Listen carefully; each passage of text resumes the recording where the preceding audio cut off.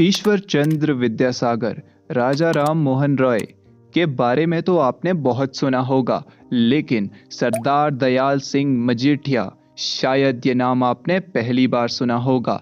लेकिन इस नाम की वैल्यू नॉर्थ इंडिया में बिल्कुल उसी प्रकार से है जैसे राजा राम मोहन की वैल्यू बंगाल में है। हम इनके कंट्रीब्यूशन के बारे में शायद थोड़ा भी नहीं जानते हैं।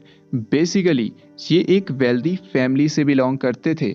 इनका जीवन बिल्कुल एक प्रिंस की तरह रहा है, लेकिन बावजूद इतना होने के बाद भी ये सेटिस्फाइड नहीं थे।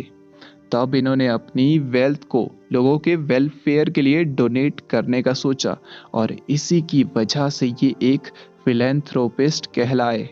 ये पंजाब रीजन में मॉडर्न एजुकेशन को लाना चाहते थे और इनके ही प्रयासों की वजह से पंजाब यूनिवर्सिटी की स्थापना हुई थी। ये कोई लाइब्रेरी स्कॉलर नहीं थे, लेकिन इन्होंने दिल्ली में कॉलेज लाइब्रेरी स्टार्ट की थी, जो कि आज यूज़र बेस के अकॉर्डिंग यूनिवर्सिटी ऑफ दिल्ली में लार्जेस्ट लाइब्रेरी है। दयाल सिंह जी ब्रह्मो समाज को काफ़ी एडमायर किया करते थे और बंगाल में उनके द्वारा किए गए एजुकेशनल रिफॉर्म्स को दयाल जी बड़ा मानते थे।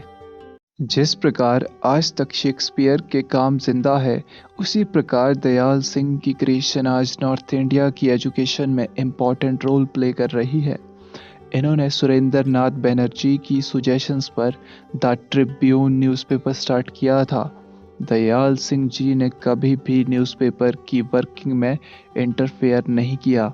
वो इसे एक इंडिपेंडेंट न्यूज़पेपर के रूप में रखना चाहते थे। और 21st सेंचुरी में भी द ट्रिब्यून अपनी सिंपलिस्टिक एंड अनबायस्ड अप्रोच के लिए जाना जाता है। इसी न्यूज़पेपर में पंजाब यूनिवर्सिटी को कलकत्ता, बॉम्बे की यूनिवर्सिटीज़ की तरह बनाने की कैंपेन बहुत लंबे समय तक रन हुई थी। और इतना ही नहीं, पंजाब नेशनल बैंक, जो कि पब्लिक सेक्टर में दूसरे नंबर का बैंक है, उसके पहले चेयरमैन भी दयाल सिंह जी थे।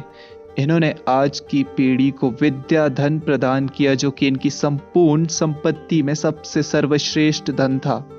इन्होंने ब्रिटिशर्स के साथ एक लंबी लड़ाई लड़ी, जिसमें ये मीडियम को इंग्लिश रखना चाहते थे और ब्रिटिशर्स इस बात से अपोज कर रहे थे। लेकिन अंत में पंजाब यूनिवर्सिटी में इंग्लिश मीडियम को लाने में यह सफल हुए। इस तरह के व्यक्तित्व की भारत के लिए बहुत आवश्यकता है।